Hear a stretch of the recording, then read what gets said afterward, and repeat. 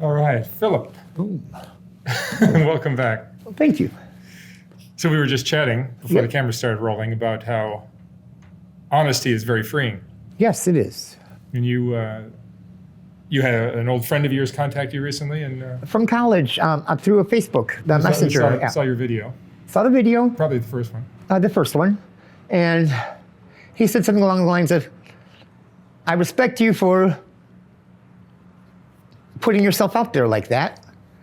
And I thought, that was nothing. I was just telling myself my story. But yeah, people hide too often. They prefer a delusion rather than reality. And that's really shocking coming from California, where we live, where people will create themselves to be anything that they want in their own image. And we have people like that. I mean, those are the ones that move here and then, have that airs of whatever it is and nastiness on them. No, I can see why people hate celebrities because the people that try to be the celebrities and ones that are about themselves and whatnot, they're the ones that, because of them, the Kardashians exist. And, the reality programming bullshit that, no, I don't care for that. I want genuine. Well, I know that my audience responds very positively to someone who really just lays it all out, as Patrick and Norman and yourself and many others have done. And when they're more guarded, they can. Yeah. It shows, I'm pretty sure. I mean, I've not watched many of your other videos, a couple of them here and there. And I found myself most engrossed by the ones that spoke in a way that's genuine, real, about themselves, and they laid ownership of it. The ones that hemmed and hawed and got a little silly, it showed up. And I can't imagine what it would be like interviewing them. I mean, I sympathize with you for the bad ones, because that's just a bit too much, Yeah, I mean, it's still a rarity to have someone who really just makes themselves very vulnerable and talks about everything and anything. That I do. You sure did. Well, thank you. Those exploits go on, they've gone on most of your life? The sexual stuff? Well, whenever I initiated sex, and that was when I was 14, so anytime then has been on my own terms, so to speak. I did not go into anything blindly. Like I said, when I lost my virginity, I was writing to guys personal ads saying, look, I'm 14, that's illegal, I know this, but can you help me out? Because I was upfront, genuine, sincere, it resulted in positive feedback from a couple different guys. And I've always found that to be the way, is that if I want something, be upfront, be genuine, be direct. And so I've done that all the time. I'm a lot more confident sexually than I am about other things. Probably because I have that mask or that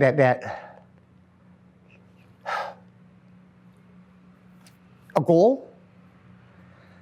And because I have that goal, I got a laser focused mind on how to accomplish it. There's always one area in our lives where we excel and we don't have any blocks, I find. Yeah, but why? And then there are other ones where we're just crippled. God, that's so unfortunate. No, it's so unfortunate. Because, I mean, I would rather have it be about something that would apply better to a financial benefit. That'd be nice. No, but if you can apply the principles that you use in the areas where you're successful to the ones where you have blocks, I understand. then sometimes you can plow through them. Yeah, I like that. And that's where I'm still learning different things about myself like that, how to best utilize my resources, my strengths in ways that would be advantageous. All too often, I find myself becoming caught up in other people's bullshit. And that just leads to a lack of focus. And that's where the aloof or scatterbrained, just the part that's not me, will show up when that happens. There's a lot of idiots out there. And my flaw is, I'm sure I say this correctly. My flaw is that I'm sorry, a bit overwhelmed. My flaw is that I associate with people that are clearly inferior to me. I don't want to say it like that, but I dumb myself down. And that's only because I'm on a whole nother level up there, and I don't think there's many out there that can understand or be able to have a conversation on a heightened level on a regular basis. I have one person in my life that's like that, 60-year-old dude. But aside from that, I don't have anyone that challenges me up here. And I love that. I love my brain stimulated with, just thoughts and topics and conversations. All too often, no, it's about like listening to Drake or, something stupid, nonsense claptrap. And I don't like that in my life. I like purpose. Do you find your sexual inclination and the friends, the acquaintances that you have, because of that, makes your circle of friends what it is?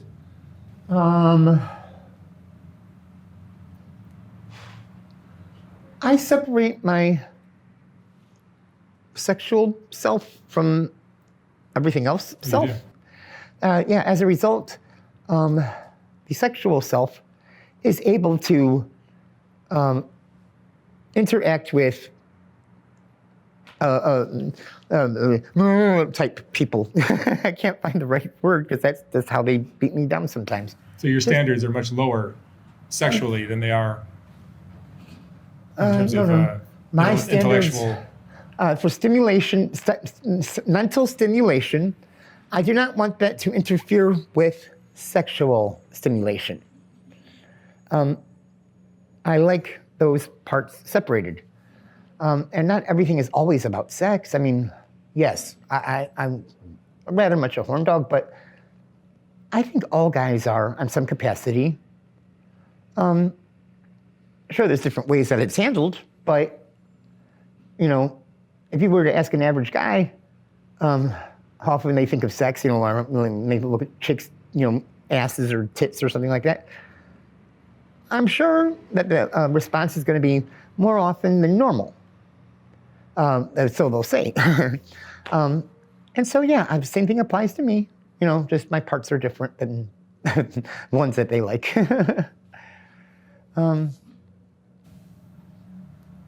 What goals do you have in your life? Damn. That's why I moved to California 10 years ago. Well, in 2012. So 9 years ago this December. To find what my purpose is. When I was in the nursing home back in 2010 for 3 months, and I was learning everything over again, like learning how to walk and how to write my name and stuff like that. Because these were things I could not do. It was shocking how I had to relearn everything, basically. And when I did, I said, what is my purpose? Why am I alive? What convinced God or whomever to not strike me, take me away already with all the bad things that have happened to me? Why am I here? And that's what I have been still trying to find for the last decade. And there you go. There you go. There you go. That's why I hate these interview things, because you're making me realize things about myself. Thanks a hell of a lot.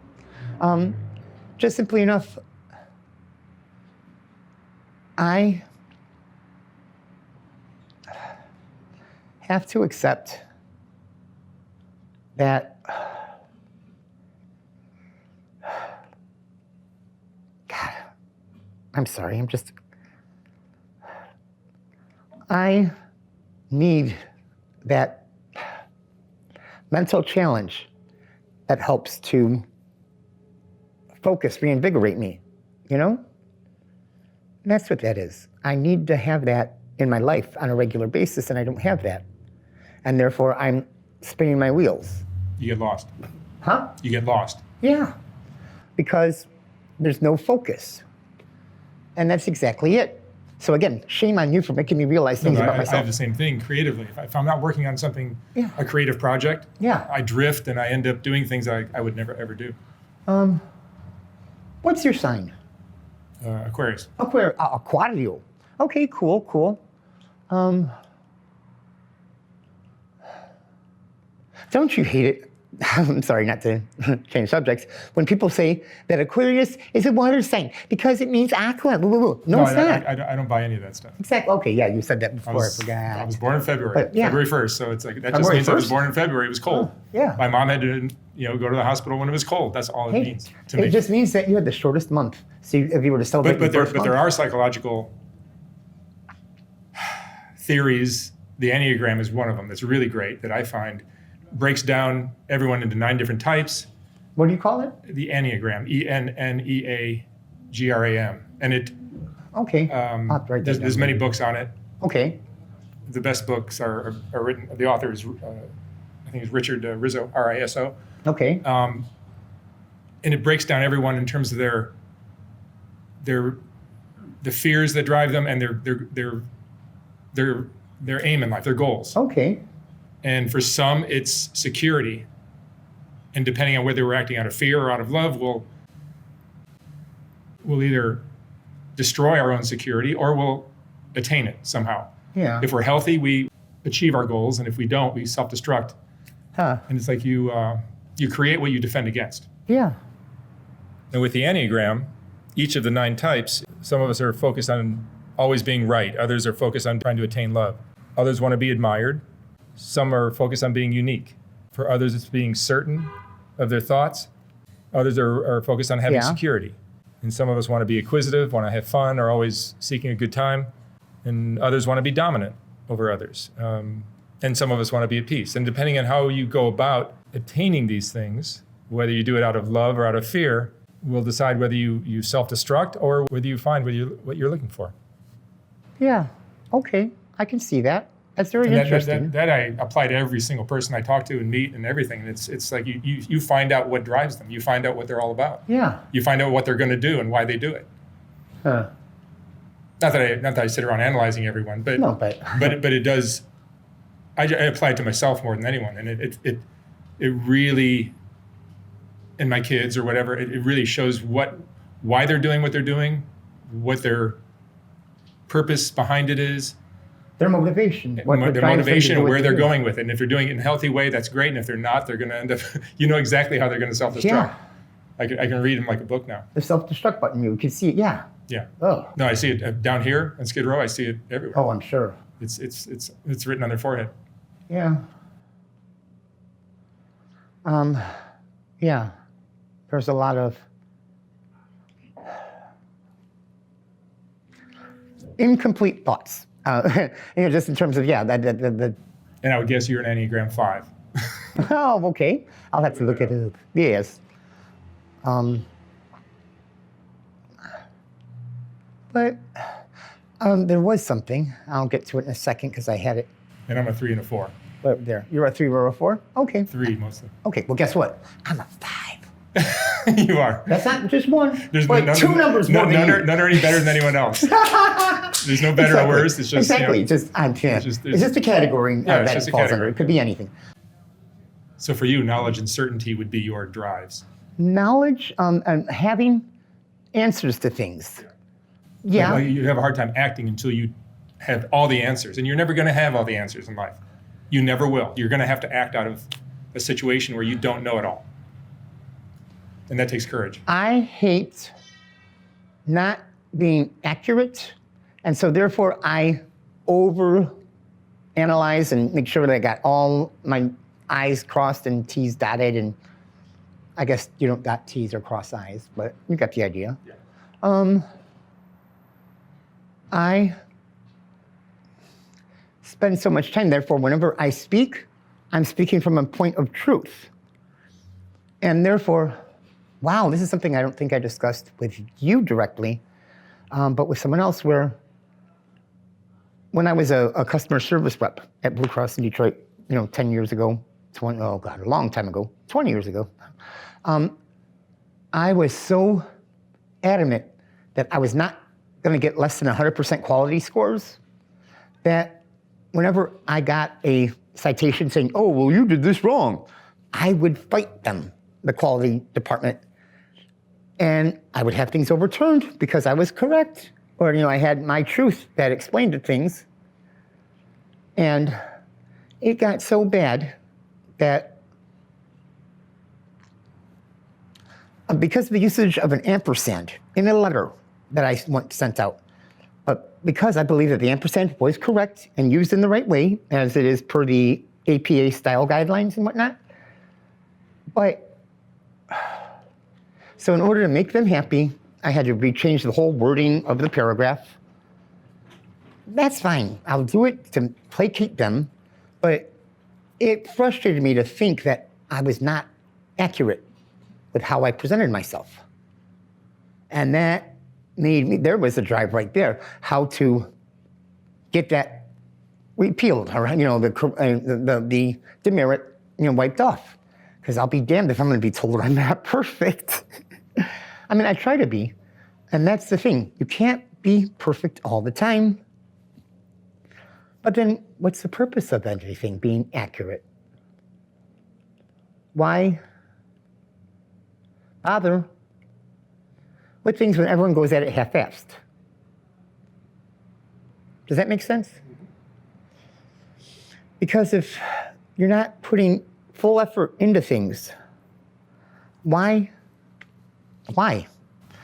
There should be But you'll never have complete certainty. You'll never be 100% right. You'll never be admired by everyone all the time. You'll never have love exactly the way you want it. You'll never have power. Ultimately, you'll never have security, power, all the things that we try to attain. Right. On your terms completely. You're going to have to make compromises and work with that and just keep going without everything you want. Yeah. I'm not big on compromise, but it's almost like you're compromising, like in this case, your desire to be right, or to know it all, or to be. To not be a idiot that speaks on bullshit coming from a spot that there's no truth to what they say. I pride myself on being sincere or accurate. Pardon me, sorry. But that's where I fail a lot, just in terms of myself. And I beat myself up way too much. I think we all do. Yeah.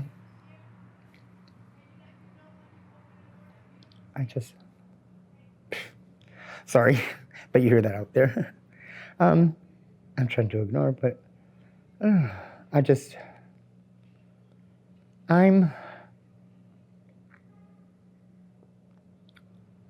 get thrown around a lot up here because of positions that I put myself in.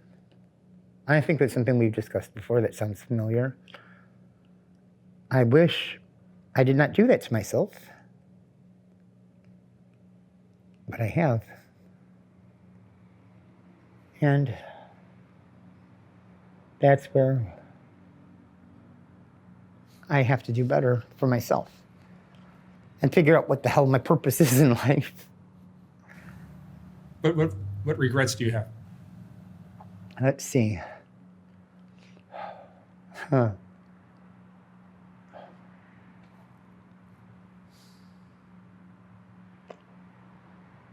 I regret not playing the corporate game a little bit smarter and been that yes man that would have got me the job at 6 figures a year that I was trying to get at my job. How to play that game right. That's not me as a person. That's why I love being in a union. I could just be crass in myself. And they would stand up for me. But in order to be a success at certain things, you have to compromise, certain things. And I don't know, because if I did do that, then I would feel ugly on the inside, and therefore, so my regrets just come from the fact that there's a lot of pie in the sky, fantastical things that a Pisces can do. I mean, just in terms of creating a perfect fantasy land in their head. But I do not actively seek it to achieve it. Yeah, I like that. Sorry. But that basically is it. Oh God, sorry. I get too frustrated with myself. I'm sorry. I just sound like a stupid person just repeating things and... No, I think we all do this. Oh. It's important stuff to think about. Yeah, you make me think too much. But that's a good thing. I think all the time. It challenges me, and that's what I like I said, just to have that focus on myself. And I don't do that. That's what I like about interviews with you, is that for the rest of that day, I have a clearer head, a sharper mind. And from here now, I'll be able to hopefully do that again today, and then speak on things to certain people, conversations that are going to be uncomfortable, but are definitely going to be required. I need to stop delaying or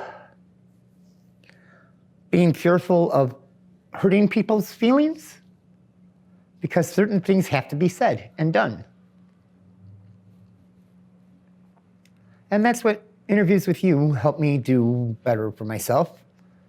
I'm not flawless with it, but I'm on a good path right now, and I like that. Sorry. But yeah, I like that. It's interesting to see how interviewees behave when they're in here with me, and then how they behave outside. A lot of my viewers don't see that. Yeah. So many people are different animals out there than they are when they're in here. You see a mask out there, like they're putting on an image? In here, they put on their most presentable face. Yeah. They're thoughtful, they're respectable, they're almost like refined. And when you see them, when you see them out there, they're doing the most unthinkable things to other people or themselves. And it's like that's they didn't show any of that when they were in here. And it's I don't want to exploit these people and just make them look like wild animals, but sometimes they do behave like wild animals out there. When you are aware of that, do you sometimes lead the conversation to have them catch themselves? No, I don't play games like that. I just ask the questions I do and give them their answers, and sometimes their answers are honest, and they make themselves vulnerable. Sometimes they're lying, and that's where you even get more truth, I find, by listening to their lies, because whatever someone's lying about is something they're really defending and trying to hide. For the best example is like a middle-aged prostitute who tells me she's 24. Why would she lie about her age like so extremely? It's because she's scared shitless of losing the one thing she knows how to survive with, which is her attractiveness, her sex appeal, so she can make money to for support her drug habit or her just support herself. Okay. So when she says she's 24, yeah, we can all call her out on the fact that she's lying about her age, but if we're really insightful, we'll see that she's really just very insecure about being 48 or 43 or whatever she is. Yeah. And that fear tells you what's going on in her life. Okay. That's how I operate. That's how I think when I do these talks. Like so I'm not really looking to expose that right. or exploit what these people are all about, because they're putting on their best face when they're in here, right. and you have to consider in every single one of these stories, including yours, that your parents or your siblings or your significant other would have a different story to tell about whatever you're talking about. Yeah, I mean, and including me, everybody would tell it a certain way. My sister would be like, "No, that's not at all true," or my ex-girlfriends or whatever. And this is what a topic I talked about with a friend of mine, that we don't have the benefit of seeing ourselves the way that others see us. Mm-hmm. So we have our own image of how I present myself. Yeah. And I think I'm just fine most of the time, but no, I can see through an outside set of eyes now when I talk to them, like how I can come off sometimes. And it is not the prim and proper, respectful person always. I know, right? But but I just don't have, and that's where we all fail, because we have a false image of ourselves. And once you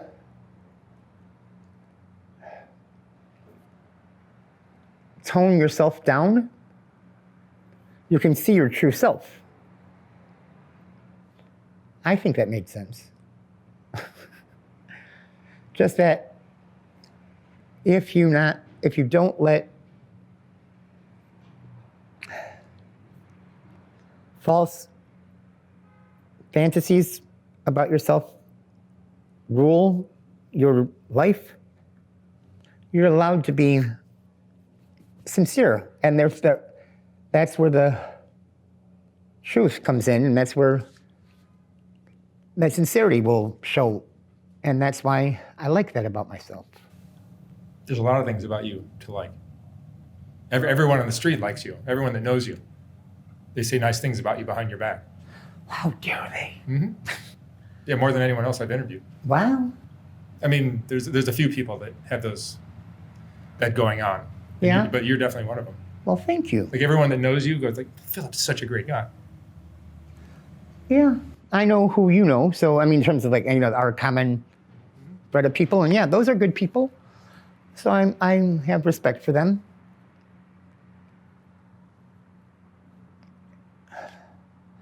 That's why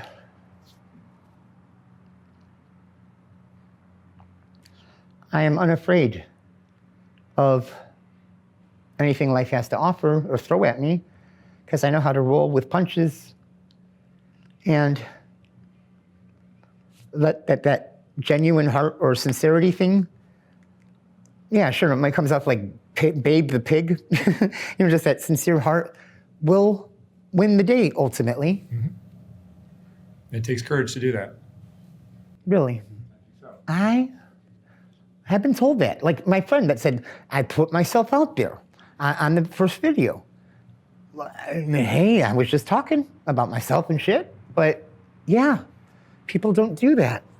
Sorry, I'm just like... They really don't. That's why when someone like Patrick or Norman or yourself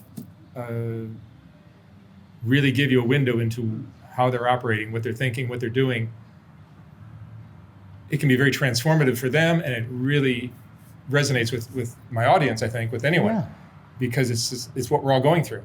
Yeah. But most of us hide it. Most of us, keep it. And that's unfortunate. Out there in YouTube land, just be genuine with yourself. And when you're genuine with yourself, it allows you to be free with others.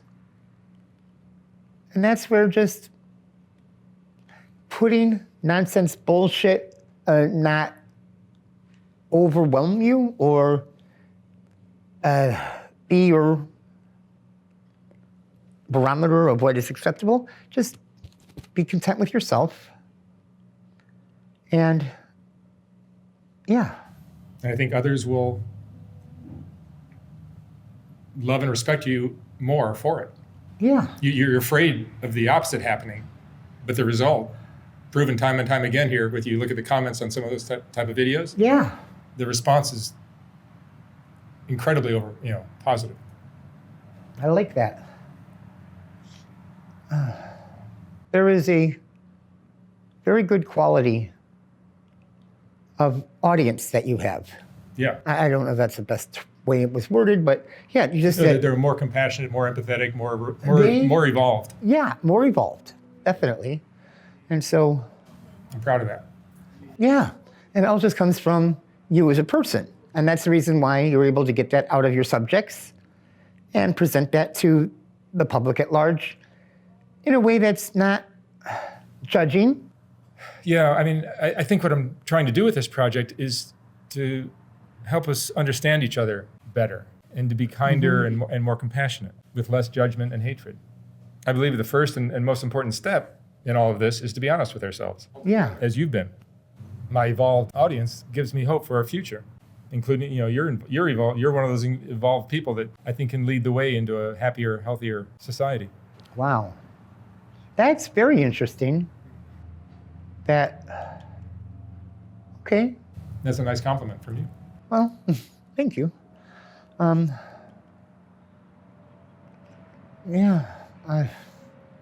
It's hard for me not to be me. Does that make sense? That's a great one. Well, thank you. I can't have that false, like, I'm a doctor of philosophy and blah, blah, blah. No. Because then I'll run into someone that is a philosophy major and then they'll ask me something about, Kant and other things like that. And then I'll be like, oh, I don't know. And that's where then that being exposed as a fraud pops up. And that's always a fear of mine. So therefore, yeah, I don't grandiose on certain things because, no, that's too much effort to have a role that you're creating for yourself, What I've spent most of my 20s and 30s struggling with, like I've always been really, really driven and focused and almost obsessive about whatever I was into, which was usually a creative project. It's always a creative project. Yeah. And in my 20s, I was seeing a therapist, and the therapist would say, well, you need to relax and not be so this way, not be so that way. In my 30s, I think. And I finally, at one point, just said, let me experiment with doing the opposite of what I'm trying to fix. Okay. Let me just give myself even more to what I'm into, where it affects my quality of life even. I was willing to do the little experiment. And when I really just dedicated myself absolutely 100% to whatever I was into. Yeah. And didn't, and just threw everything aside, I was happier than ever. Yeah. And I just, ever since then, I just said, that's what I need to, that's how I need to live. Yeah, I like that. 100%. Just throw everything out and it'll all come back. Yeah. The relationships, the financial stability, the happiness, it'll all fall into place beautifully. Yeah. If you take care of, if you're not fighting against who you actually are, which is what you just said. Just being happy with who you are.